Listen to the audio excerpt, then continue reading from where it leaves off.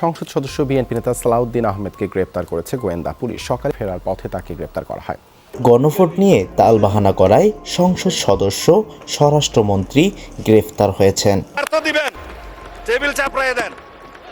গণভোটের পক্ষে হ্যাঁ বলার পরে আজকে গণভোটের বিপক্ষে অবস্থান নেওয়া বিএনপির দলগত মূর্খতা বা সততাকে প্রকাশ করতে মাননীয় স্পিকার।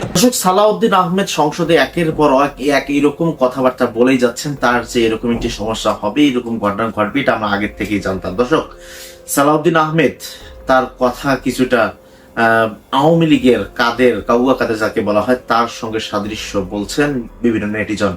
দর্শক, আজকের ভিডিও খুবই গুরুত্বপূর্ণ। সালাউদ্দিন আহমেদ যে বক্তব্যগুলো দিচ্ছেন সংসদের মধ্যে, যেন বাংলাদেশের যত জনগণ রয়েছেন, বিবেক বুদ্ধিমান যে লোকগুলো রয়েছেন, তাদের যেন শরীর কাটা দিয়ে উঠতেছে। সবার চিন্তা ভাবনা তাকে কেন দ্রুত অ্যারেস্ট করে না। দর্শক, আজকে আমরা পুরো ভিডিওটি দেখলেই বুঝতে পারবো যে সালাউদ্দিন আহমেদের সঙ্গে কি ঘটনা ঘটে গেল এবং পরিপূর্ণ ভিডিওটি আজকে দেখাবো। তাই আপনারা আমাদের গুরুত্বপূর্ণ ভিডিওটি দেখার আগে এই সংশ্লিষ্ট বক্তব্যটি একটু শুনে নিন। সালাউদ্দিন আহমেদের সংসদের ভিতরে যে বক্তব্যের কারণেই আজকে তার সাথে এরকম ঘটনা। চলুন আমরা সরাসরি শুনতে থাকি, তবে অরিজিনাল যে গুরুত্বপূর্ণ ভিডিওটি একটু পরে দেখতে পাবেন। চলুন দেখা যায়। গণভোটের পক্ষে হ্যাঁ বলার পরে আজকে গণভোটের বিপক্ষে অবস্থান নেওয়া বিএনপির দলগত মূর্খতা বা সততাকে প্রকাশ করতে মাননীয় স্পিকার। সংস্কারের বিষয়ের যে ঘোড়া, সেই ঘোড়া অনেক দূরে গিয়ে গেছে। সেই ঘোড়াকে এখন লাগাম পরানোর চেষ্টা করছে সরকার দলীয় সদস্যরা। মাননীয় স্পিকার, কোনো একটা দল বা কোনো একজন ব্যক্তি এই সংসদ প্লাজার সামনে এসে নিজের মতো করে এই দুটি সেখানে অন্তর্ভুক্ত করেছিল। আমরা কনস্টিটিউশন পুরাটা মানতেও পারি নাই, পুরাটা ছাড়তেও পারি নাই, এমন একটা পরিস্থিতিতে আমাদেরকে আসতে হয়েছিল। মাননীয় স্পিকার, শেখ মুজিবুর রহমানের ছবি প্রত্যেক মন্ত্রীর অফিসে ঝুলানোর কথা, সেটা যে ঝুলানো হচ্ছে না, বিএনপি পালন করতে চায় না বিধায় তারা আজকে গণভোটের বিপক্ষে অবস্থান নিয়েছে। মাননীয় স্পিকার, এখানে জুনায়েদ সাকিব ভাই আছেন, তিনি তার পক্ষে বলেছিলেন, এখানে নূর ভাই আছেন, তিনি তার পক্ষে বলেছিলেন, এখানে যারা আছেন তারাই আজকে সেটাকে ভুলে গিয়েছেন। মাননীয় স্পিকার, মাননীয় সদস্য, এই সংসদে আপনার অনেক মামা চাচা খালু থাকতে পারে, কিন্তু সবাইকে মাননীয় সদস্য বলে ভাই বলবেন না, কাউকে মাননীয় সদস্য বলে সম্বোধন করবেন ভবিষ্যতে। মাননীয় সরকার দলীয় সংসদ সদস্য যে প্রস্তাবটি আজকে এখানে উত্থাপন করেছেন, সে প্রস্তাবের বিষয়ে আপনার আগে দৃষ্টি আকর্ষণ করছি। মাননীয় স্পিকার, মাননীয় স্পিকার, আপনি সেদিন বলেছিলেন বিরোধী দলীয় নেতার যে প্রস্তাব, সেই প্রস্তাবটার ব্যাপারে আপনি নিজেই বলেছিলেন যে যদি আইন প্রণয়ন সংক্রান্ত কোনো বিষয় হয় তাহলে সেটাকে প্রস্তাব আকারে এখানে উত্থাপন করা যায় না। সেদিন বিরোধী দলের ব্যাপারে আপনি যে কথাটি বলেছিলেন, সে কথাটি কেন সরকার দলের ব্যাপারে বলেন নাই, সেটি বিষয়ে আপনাদের প্রশ্ন রয়েছে। মাননীয় স্পিকার, মাননীয় স্পিকার, এই ক্ষেত্রে আমাদের একটা বক্তব্য আছে। মাননীয় স্পিকার, বিরোধী দলের নেতা যে প্রস্তাবটি উত্থাপন করেছিলেন সেটা আইন প্রণয়ন সংক্রান্ত কোনো ইস্যুতে ছিল না। মাননীয় স্পিকার, কারণ আইন অলরেডি প্রণীত হয়েছে, আদেশ জারি হয়েছে, অধ্যাদেশ জারি হয়েছে, সংবিধান সংস্কার পরিষদের আমরা শপথ গ্রহণ করেছি।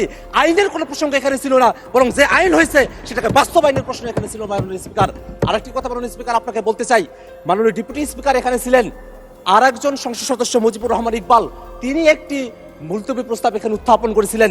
সেই মুলতবি প্রস্তাবের ব্যাপারে সিদ্ধান্ত কি সেটা না জানিয়ে পরের প্রস্তাবে কেন দেওয়া হলো মাননীয় স্পিকার, সেই বিষয়টা আপনার কাছে আমরা জানতে চাই। মাননীয় স্পিকার, মাননীয় স্পিকার, আমরা একটা কথা খুবই স্পষ্ট করে বলতে চাই, মাননীয় সংসদ সদস্য যে প্রস্তাবটি এখানে উত্থাপন করেছেন সেখানে তিনি বলেছেন যে জুলাই সনদ রাজনৈতিক সমঝোতার দলিল, সেটা সংবিধান সংশোধন, পরিবর্তন, আইন প্রণয়ন, এই বিষয়গুলোর কথা তিনি সেখানে বলেছেন এবং বলেছেন এটা বাস্তবায়নের পথরেখা কি হতে পারে, সেই নিয়ে আজকের এই মুলতবি প্রস্তাব। মাননীয় স্পিকার, আপনার মাধ্যমে আমি তাদেরকে জানিয়ে দিতে চাই যে আজকে যে প্রস্তাবটি তিনি এখানে উত্থাপন করেছেন, সেই প্রস্তাবটি উত্থাপন হওয়ার যোগ্য প্রস্তাবই নয়। মাননীয় স্পিকার, মাননীয় স্পিকার, আমাদের যারা সরকার দলীয় সংসদ সদস্যরা আছেন, তারা যে স্মৃতি বিস্মৃত হয়ে গেছেন, সেই বিষয়টা আমাদেরকে কষ্ট দেয়। মাননীয় স্পিকার, আমাদের মনে রাখা প্রয়োজন, 31শে জুলাই যেদিন ঐকমত্য কমিশনে সংস্কারের প্রস্তাবনাগুলো নিয়ে আলোচনা কনক্লুশন হলো, সেই দিনই সেই বৈঠকেই বাস্তবায়নের বিষয় নিয়ে কি আলোচনা হতে পারে সেটা নিয়ে সকল রাজনৈতিক দল আমরা সেখানে প্রস্তাব উত্থাপন করেছিলাম। জুলাই সনদ কিভাবে বাস্তবায়ন করা হবে সেটা নিয়ে সেই ঐকমত্য কমিশনে আলোচনা সমাপ্ত হয়েছে। সেই আলোচনার ফলাফল আজকে বিএনপি মানতে চায় না। এই কারণে আজকে বিএনপি ব্যাক স্পেসে তারা পেছনের দিকে তারা ফিরে যেতে চায়। মাননীয় স্পিকার, মাননীয় স্পিকার, সংস্কারের বিষয়ের যে ঘোড়া, সেই ঘোড়া অনেক দূরে গিয়ে গেছে। সেই ঘোড়াকে এখন লাগাম পরানোর চেষ্টা করছে সরকার দলীয় সদস্যরা। মাননীয় স্পিকার, মাননীয় স্পিকার, সংস্কারের যে পুরো বিষয়বস্তু, এখানে জুলাই সনদ, আদেশ, অধ্যাদেশ, গণভোট, সংবিধান সংস্কার পরিষদ, এই 5টা ধাপ রয়েছে মাননীয় স্পিকার। আজকে এখানে যারা সরকার দলীয় সংসদ সদস্যরা আছেন মাননীয় স্পিকার, তারা আদেশের কথা বলেন না, তারা অধ্যাদেশের কথা বলেন না, তারা গণভোটের কথা বলেন না, তারা সংবিধান সংস্কার পরিষদের কথা বলেন না, তারা শুধুমাত্র জুলাই সনদের কথা বলেন। ওই জুলাই সনদ, যেই জুলাই সনদটা শুধুমাত্র তাদের পক্ষে জুলাই সনদ উইথ নোট অফ ডিসেন্ট। মাননীয় স্পিকার, একটা কথা এখানে স্মরণ করে দেওয়া প্রয়োজন। 17 অক্টোবর জুলাই সনদ এই সংসদ ভবনের বাইরে স্বাক্ষর করা হয়েছিল। তার পূর্বে ঐক্যমত্য কমিশন কর্তৃক আমাদেরকে যে জুলাই সনদের কপিটা দেওয়া হয়েছিল মাননীয় স্পিকার, এই জুলাই সনদের কপির মধ্যে আপনি কোনো পয়েন্টে দেখবেন না সেখানে কোনো নোট উল্লেখ আছে মাননীয় স্পিকার। কিন্তু আমাদের সরকার দলের মাননীয় স্বরাষ্ট্রমন্ত্রী এবং মাননীয় আইনমন্ত্রী তারা বারংবার একটা নোটের কথা উল্লেখ করেন। সেই নোটটা হচ্ছে, অবশ্য কোন রাজনৈতিক দল বা জোট তাদের নির্বাচনী ইশতেহারে উল্লেখপূর্বক যদি জনগণের ম্যান্ডেট লাভ করে তাহলে তারা সেই মতো ব্যবস্থা গ্রহণ করতে পারবে। এই যে নোটের বিষয়বস্তুটি জুলাই সনদের মধ্যে অন্তর্ভুক্ত করা হয়েছে মাননীয় স্পিকার, এই বিষয় নিয়ে ঐক্যমত্য কমিশনে কোনো আলোচনা হয় নাই। ঐক্যমত্য কমিশন আমাদেরকে যে জুলাই সনদের খসড়া প্রণয়ন করেছিল সেই খসড়ার মধ্যে এটা ছিল না। কোনো একটা দল বা কোনো একজন ব্যক্তি এই সংসদ প্লাজার সামনে এসে নিজের মতো করে এই দুটি সেখানে অন্তর্ভুক্ত করেছিল যাতে জাতির সঙ্গে প্রতারণা করা যায়। মাননীয় স্পিকার, আমরা এই বিষয়ে ঐক্যমত্য কমিশনের যারা দায়িত্বশীল আছেন এবং এখানে আপনারা যারা আছেন তাদেরকে তদন্ত করে এই দোষটি কারা অন্তর্ভুক্ত করেছিল সেই ব্যাপারে আমরা খোঁজ চাই। মাননীয় স্পিকার, জুলাই সনদ বাস্তবায়ন আদেশ কোথায় থেকে তার ভিত্তি আসলো, কোথায় থেকে তার আইনগত বৈধতা পাওয়া গেল, সেই প্রশ্নটা এখানে অনেকে করছেন মাননীয় স্পিকার।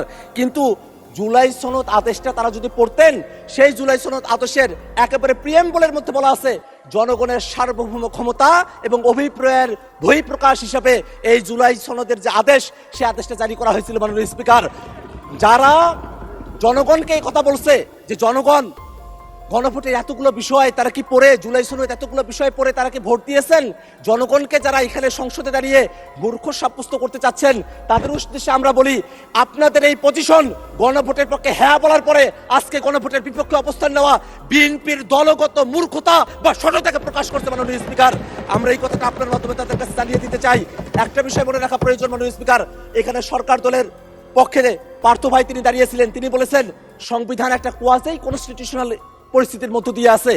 সরকারি দলের একজন এমপি যখন কোয়াজি কনস্টিটিউশনাল কথা বলেন, অর্থাৎ খণ্ডিত সংবিধানের কথা বলেন, তখন কিন্তু আমাদের যুক্তিই বেশি সাব্যস্ত হয় মাননীয় স্পিকার, কারণ তারা বারংবার সংবিধানের পরিপূর্ণ বাস্তবায়নের কথা বলছেন। কিন্তু আমরা বলছি এটাই বাস্তবতা যে বাংলাদেশ 5 আগস্টের পরে একটা এক্সেপশনাল অবস্থার মধ্য দিয়ে আমাদেরকে যেতে হয়েছে। মাননীয় স্পিকার, আমরা কনস্টিটিউশন পুরাটা মানতেও পারি নাই, পুরাটা ছাড়তেও পারি নাই, এমন একটা পরিস্থিতিতে আমাদেরকে আসতে হয়েছিল। মাননীয় স্পিকার, সেই সময়টাতে বেগম খালেদা জিয়াকে মুক্তি দেওয়া হলো, সেটা কোনো সংবিধানের ভিত্তিতে হয় নাই, কোনো আইনের ভিত্তিতে হয় নাই, সেটা জনগণের অভিপ্রায়ের ভিত্তিতে হয়েছিল। অ্যাটর্নি জেনারেল তিনি যেভাবে নিয়োগ পেয়েছিলেন সেটাও জনগণের অভিপ্রায়ের ভিত্তিতে হয়েছিল।